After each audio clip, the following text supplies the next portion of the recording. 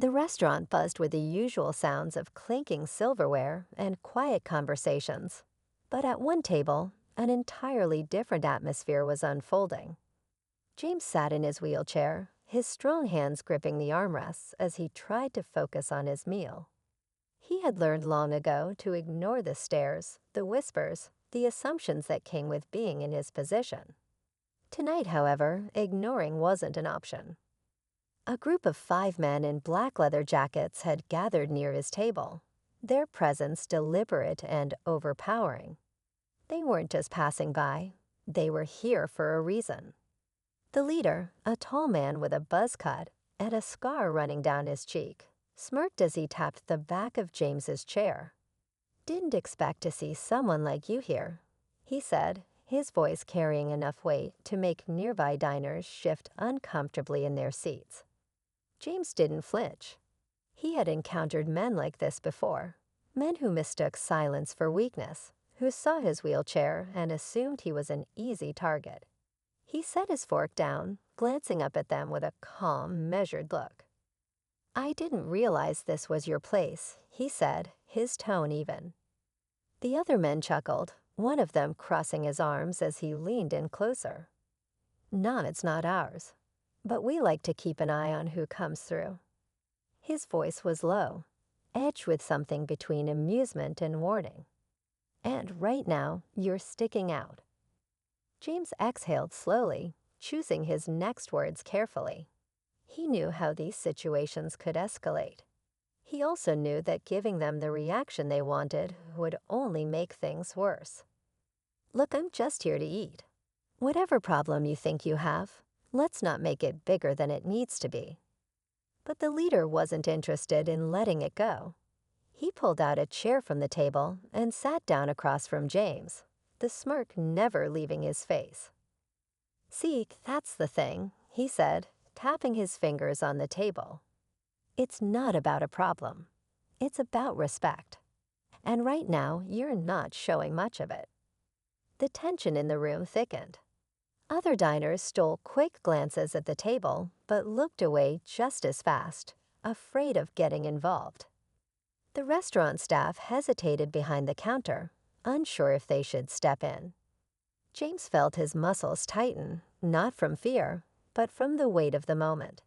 He could hear his late father's voice in his head, reminding him to always stay in control, to never let the world dictate his worth. He had fought through too much in life to be intimidated now. Then, without breaking eye contact with the man across from him, James reached into his pocket and pulled out his phone. He took a deep breath, his fingers steady as he dialed a number. The bikers exchanged looks, their cocky expressions faltering just slightly. "Who you calling, man?" one of them asked, his tone laced with suspicion. James lifted the phone to his ear, waiting for the familiar voice to pick up.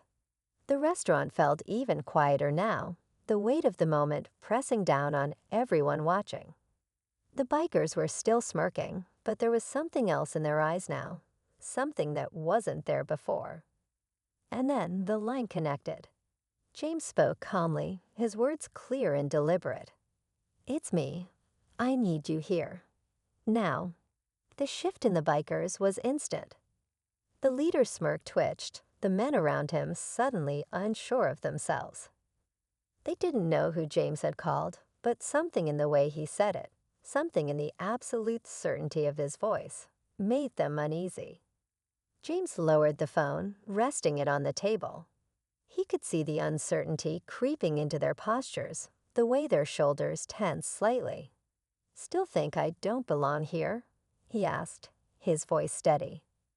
The bikers didn't answer. They just stood there, waiting, their expressions darkening with the realization that whatever they had started, it might not end the way they expected. The tension at the table was thick, the air in the restaurant heavy with unspoken threats. The bikers stood still, their once amused expressions now clouded with uncertainty. James, still gripping his phone, remained calm, his expression unreadable. He knew exactly what he was doing. He had faced men like this before, men who used intimidation as a tool, expecting everyone to fold under their presence. But James wasn't one to fold. The leader of the group shifted slightly in his chair, his smirk now forced. He eyed James with a mixture of curiosity and irritation. "Who'd you just call?" he asked, his voice quieter now, but still laced with that rough edge. James didn't answer right away. Instead, he let the silence stretch, watching their confidence waver just slightly. Finally, he spoke, his tone measured. "You'll find out soon enough." The bikers exchanged glances, their bravado flickering. The restaurant, once filled with chatter and casual conversation, felt like it had frozen in time. The waitstaff had stopped moving, customers stole glances, but kept their heads down. And even the clatter of dishes from the kitchen seemed to have faded. James leaned back in his wheelchair, his eyes never leaving the men in front of him. He wasn't scared. He had learned long ago that fear only gave people like them power. Instead, he studied them, 5 men, all in black leather jackets, their matching patches signifying that they belonged to something bigger than just a group of friends. He recognized the emblem stitched on their sleeves, a symbol he had seen before, but never up close. It wasn't just some random biker gang. They had a reputation. But reputations only carried weight when people allowed them to. The leader let out a short chuckle, shaking his head. "You're playing a dangerous game," he muttered. "Calling someone. What, you think we're scared?" James simply raised an eyebrow. He knew the power of doubt. Right now, he had planted a seed in their minds, and it was growing with every second that passed. These men were used to being in control, but suddenly the situation wasn't as predictable as they had thought. A younger biker, the one standing closest to James, crossed his arms and scoffed. "This is a waste of time. Let's just finish our food and go," he said, though there was a hint of unease in his voice. But the leader wasn't ready to walk away just yet. His pride wouldn't allow it. He had started something, and now he had to see it through. "Nah," he said, shaking his head. "I want to know who he thinks he is." James exhaled slowly. He wasn't looking for trouble, but trouble always had a way of finding people who refused to be stepped on. He had spent years fighting battles he never asked for, proving himself in ways that others never had to. Some people saw his wheelchair and assumed weakness, but James had never let it define him. His thoughts flickered back to the call he had made. He knew it wouldn't take long. They would come. They always did. The bikers were growing restless now, shifting where they stood. Whatever power they thought they had over the situation was slipping through their fingers, and they could feel it. The leader drummed his fingers against the table, forcing a smirk. "Fine," he said. "We'll wait." James nodded, his calm exterior never faltering. He had nothing to prove to them. He had already won the moment he made them question their own confidence. Minutes passed, dragging on like hours. The unease in the restaurant had settled in deep, affecting everyone. The waitress behind the counter was pretending to wipe a glass, but James could see the way her hands trembled slightly. Customers whispered in hushed tones, some debating whether they should leave before whatever was coming arrived. Then the sound of approaching footsteps cut through the silence. Heavy, purposeful, undeniable. The bikers stiffened. James saw it in their faces, the flicker of something they wouldn't admit to. Nervousness. James didn't turn around. He didn't need to. He just watched as the bikers' expressions shifted, their postures tensing. The leader, who had spent the last few minutes trying to assert dominance, was now gripping the edge of the table. James allowed himself a small, knowing smile. It was just getting started.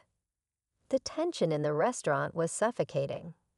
Every eye in the room was locked on the unfolding standoff, waiting, watching, uncertain of what was about to happen. The bikers, who had started this confrontation with confidence and arrogance, were no longer as sure of themselves. Their leader's fingers drummed against the wooden table, his smirk fading into something closer to frustration.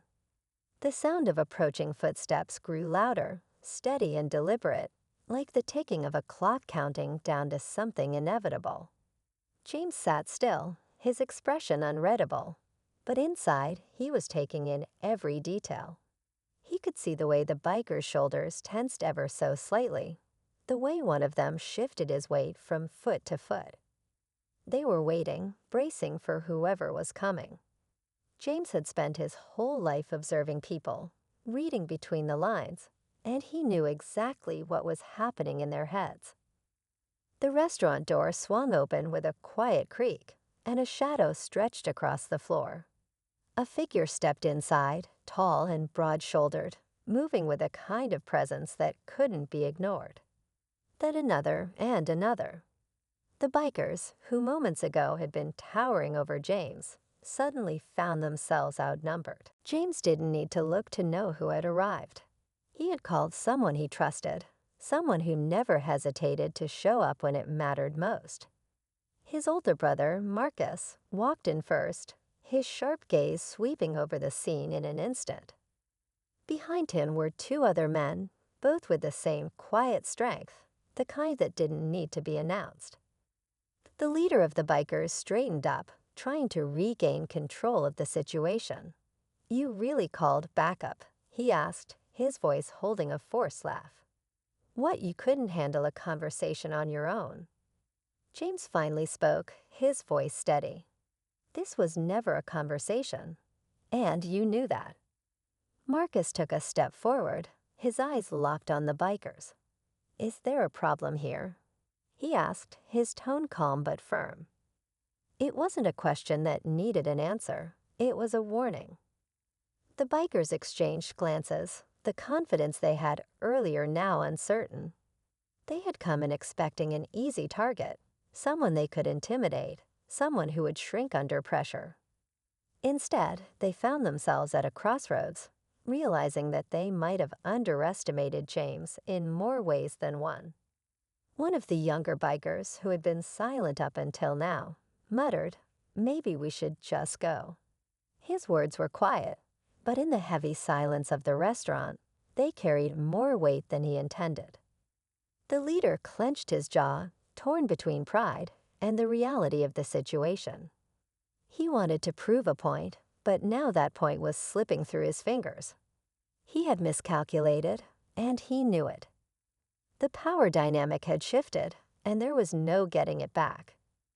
But before anyone could move, the restaurant door opened again, this time more forcefully. Another man walked in, and this time the reaction was immediate. The bikers stiffened, their eyes darting toward the newcomer with recognition, and something else. James didn't react, but inside he felt the shift. He knew this man. Not personally, but by reputation. He was someone who carried weight in the city, someone who had connections that ran deeper than most people realized. His presence here changed everything. Marcus glanced at James, his expression unreadable. Whatever was happening had just escalated, and neither of them knew exactly where it would lead. The new arrival didn't speak right away. Instead, he took a slow look around, taking in the scene as if he were piecing together a puzzle. Then finally, he turned to the leader of the bikers and spoke in a voice that was low but firm. "What are you doing here?" The leader hesitated. For the first time since this whole thing started, he looked unsure. "It's nothing," he said quickly. "Just a misunderstanding." The man's eyes flickered to James, then back to the bikers. "Doesn't look like nothing," he said. The room felt like it was holding its breath, waiting for what would happen next. James didn't know exactly who this man was or what connection he had to the bikers, but he could tell that his arrival had changed the game entirely. Marcus remained still, watching, waiting. He was ready for whatever came next, but even he wasn't sure how this was going to play out. James met the leader's gaze, seeing the frustration there. The anger of a man who realized too late that he had stepped into something bigger than he could handle. And just like that, the power shifted once again. The air in the restaurant grew heavier, thick with unspoken tension. Every movement, every glance carried weight, as if the walls themselves were pressing in, waiting for something to snap. The bikers, who had once looked so confident, now seemed uncertain, their leader shifting on his feet as he stared at the man who had just entered. He wasn't just any man. His presence alone changed the entire atmosphere, and James could see it in their faces. Whatever power the bikers thought they had was slipping away, piece by piece. Marcus remained still, his jaw tight, his eyes locked onto the scene in front of him. He wasn't one for unnecessary words, and he certainly wasn't about to make a move unless it was the right one. James could feel the energy rolling off his brother, a silent promise that if things went wrong, he was ready to do whatever it took to protect him. The man who had just walked in took a slow step forward, his gaze never leaving the leader of the bikers. "I asked you a question," he said, his voice calm but carrying an edge that cut through the room. "What are you doing here?" The leader let out a breath, forcing a smirk that didn't quite reach his eyes. "It's nothing," he said, though his voice wavered just enough to betray him. "Just a misunderstanding." The man studied him for a long moment before shifting his attention to James, his expression unreadable. "That true?" James held his gaze, steady and unwavering. "Does it look like a misunderstanding?" he asked. Silence.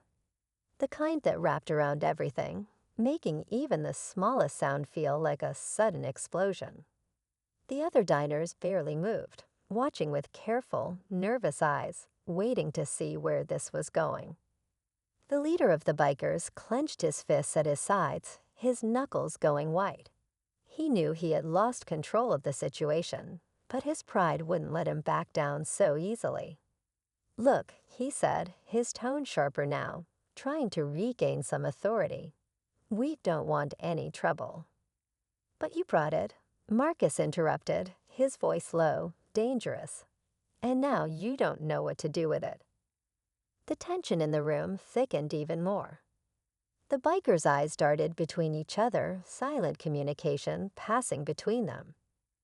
They were realizing, perhaps too late, that they had picked the wrong person to target.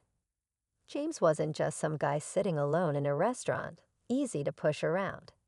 He had people, and more than that, he had a strength they hadn't accounted for, the kind that didn't come from fists or threats, but from knowing exactly who he was and not letting anyone take that from him. The man who had walked in, the one whose presence had shifted everything, sighed, as if tired of the whole thing. He looked at the bikers one last time before shaking his head. "Leave." The leader hesitated, his mouth opening as if he wanted to argue, but no words came out. His pride was at war with his common sense, and for a moment, it looked like he might push back. Then one of his men grabbed his arm, whispering something too low for anyone else to hear. Whatever was said made him stiffen, his jaw tightening before he finally took a step back. "Let's go," he muttered, his voice barely more than a growl. One by one, the bikers turned, walking toward the door with stiff, reluctant movements. The tension didn't break immediately. It lingered in the air like a storm that hadn't quite passed, waiting to see if they would change their minds. James didn't move, didn't speak, just watched as they left, their footsteps heavy against the floor. It wasn't until the door swung shut behind them that the restaurant seemed to come back to life. Conversations picked up again, though quieter than before, and the nervous energy still buzzed in the air. Marcus let out a slow breath, glancing down at James. "You all right?" James nodded, though he knew this wasn't over, not really. Something told him that this wasn't the last time he'd see those men. And when that moment came, he needed to be ready. James exhaled slowly, feeling the weight of the moment still pressing on his chest. The bikers were gone, but something about the way they had left didn't sit right. Their leader hadn't argued, hadn't thrown out a last insult or attempt at control. He had just left. That wasn't how men like him operated. No, this wasn't over. Marcus pulled out the chair next to James and sat down, rubbing a hand over his face. "You know they'll be back," he said quietly, his tone laced with something unreadable. James nodded, glancing toward the door, as if expecting them to walk right back in. "Yeah," he muttered. "I know." A strange hush had fallen over the restaurant. The other diners were still stealing glances their way, whispering among themselves. The waitress who had been watching earlier now seemed nervous, gripping her tray a little too tightly as she moved between tables. Something was off. Then James noticed it. A man sitting alone in the farthest corner of the restaurant, his hands wrapped around a cup of coffee that he hadn't taken a sip from. He had been there the entire time, watching. James turned his head slightly toward Marcus. "See the guy in the corner?" Marcus didn't look immediately, just nodded. "Noticed him when I walked in." James kept his eyes on the man, waiting for some kind of move. A shift, a glance, anything to give away what he was thinking. But he just sat there, still as a statue. Then, as if sensing their eyes on him, he finally lifted his coffee cup and took a slow sip. It was such a small action, but something about it made James' stomach tighten. It was too deliberate. "I don't like this," James muttered. Marcus nodded. "Neither do I." Before either of them could say another word, the man stood up. He was tall, lean but strong, with a kind of confidence that came from knowing you could handle yourself in any situation. He adjusted his jacket, then started toward them. James felt his pulse quicken, but he forced himself to stay calm. This wasn't like the bikers. This was something else. The man stopped a few feet away from their table, his expression unreadable. "James Reed," he said, his voice low but clear. James felt Marcus tense beside him. He hadn't introduced himself to anyone in the restaurant, which meant this man already knew who he was. James met his gaze, refusing to let any uncertainty show. "Who's asking?" The man smirked slightly, as if he had expected that response. "Someone who thinks you should be careful about making enemies." James narrowed his eyes. That's supposed to be a threat. The man let out a short chuckle. "No," he said. "It's a warning." Marcus shifted, his fingers tapping lightly against the table, a subtle sign that he was ready to act if needed. A warning about what? The man took a step closer, lowering his voice just enough that only they could hear. "Those guys who walked out of here," he tilted his head slightly toward the door, "they aren't done with you. And next time, they won't come alone." James clenched his jaw. "Who are you?" The man glanced around the restaurant before meeting his eyes again. "Let's just say I know the kind of people they work for." Something about the way he said it sent a chill through James.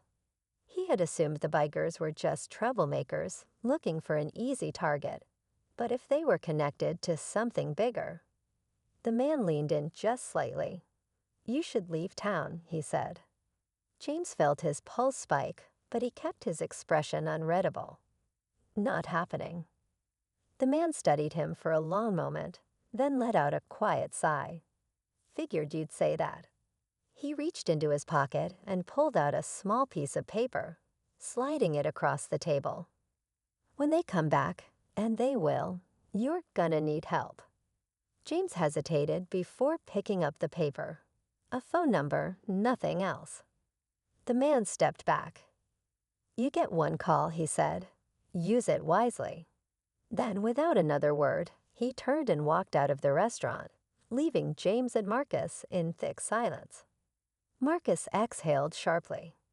What the hell just happened? James stared at the paper in his hand, his mind racing. "I think we just stepped into something bigger than we thought." James stared at the small piece of paper in his hand, his mind racing. A phone number, nothing else. The man's words echoed in his ears. Asterisk, you get one call. Use it wisely, asterisk. Marcus shifted beside him, looking uneasy. We calling it? Marcus asked, his voice low. James exhaled, weighing his options. The bikers weren't just some gang causing trouble.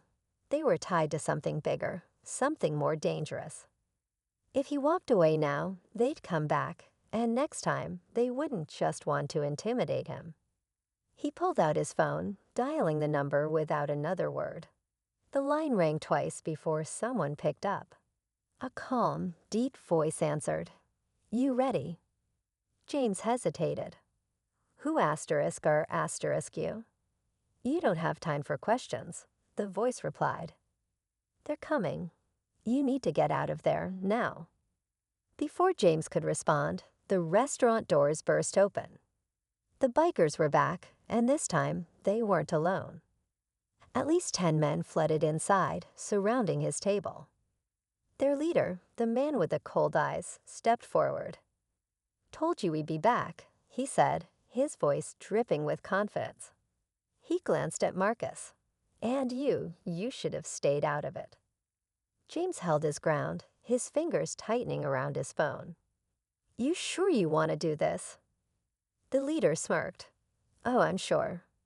The restaurant fell into silence.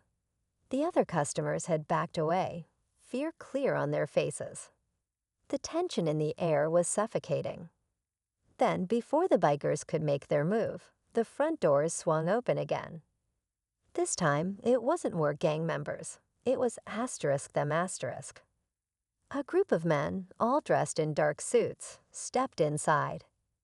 They moved with precision, their presence alone shifting the energy in the room. They weren't just any men.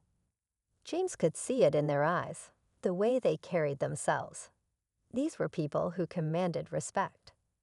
The bikers' leader stiffened. What the hell is this? One of the suited men, a tall figure with a scar running down his cheek, took a slow step forward. It's over, he said simply. His voice wasn't loud, but it carried weight. The bikers hesitated, looking at one another. For the first time, James saw something he hadn't expected: fear.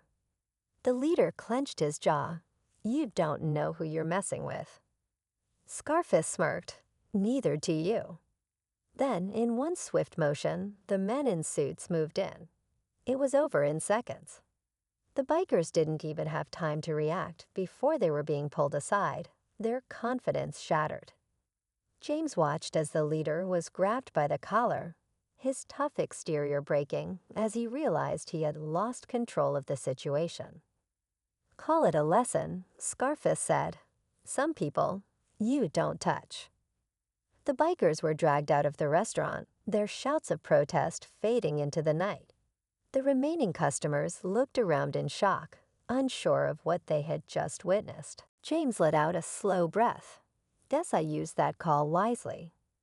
Scarface turned to him, his expression unreadable. You don't owe us anything. But consider this a warning. Stay out of trouble. With that, he and his men left, leaving James and Marcus sitting in stunned silence. Marcus finally spoke. So that just happened. James glanced down at the piece of paper, now crumpled in his fist. He didn't know who those men were or why they had stepped in. But one thing was clear. He had been saved from something far worse than a few angry bikers. As the tension in the restaurant slowly eased, James knew one thing for certain. This wasn't just about some street gang. He had just crossed paths with people who operated on a whole different level. And whoever they were, they had just changed everything. James sat in stunned silence, his heartbeat still racing from everything that had just happened. The restaurant, once filled with tension, now felt eerily quiet.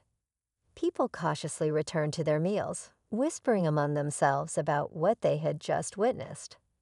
Marcus exhaled loudly, shaking his head in disbelief. Well, Marcus muttered, rubbing his hands together, That was unexpected. James didn't respond right away. His mind was still processing the fact that one phone call had changed the entire situation. Those men, whoever they were, had shut the bikers down without lifting a finger. The power they carried wasn't just about strength.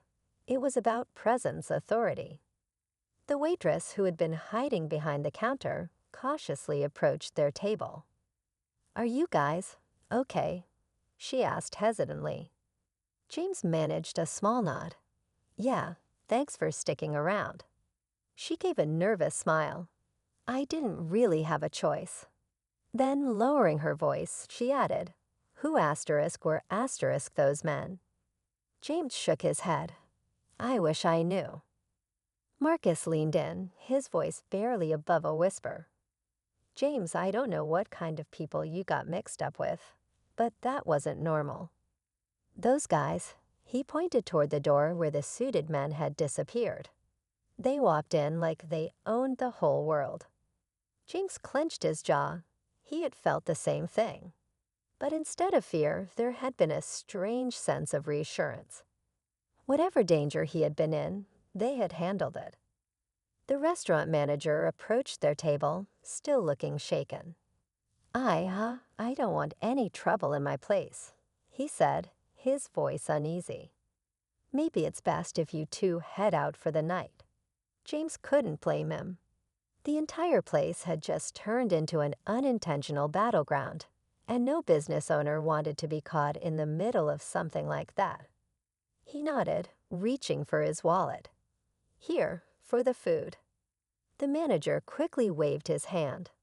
"No charge. Just be safe, all right." James and Marcus stood up, still feeling the weight of what had just happened. As they stepped outside into the cool night air, Marcus let out a long breath. "Man, I was just trying to get some dinner. I didn't sign up for all this." James let out a small chuckle. "Neither did I." Marcus eyed him carefully. "So, what now? Are you just gonna pretend this didn't happen?" James looked down at his phone, the last number dialed still on the screen. Whoever had answered that call had saved his life. And yet he had no idea who they were. He had been given a lifeline tonight, but the bigger question remained, why? "Something tells me this isn't over," James said quietly. "Not for me." Marcus frowned. "You thinking of calling them again?" James hesitated. That was the thing. He didn't know if he wanted to call them again. There was a price for everything in this world, and a favor like this, it wasn't free. "No," James finally said, "not unless I have to." Marcus studied him for a moment, then nodded. "Well, whatever happens next, you're not dealing with it alone."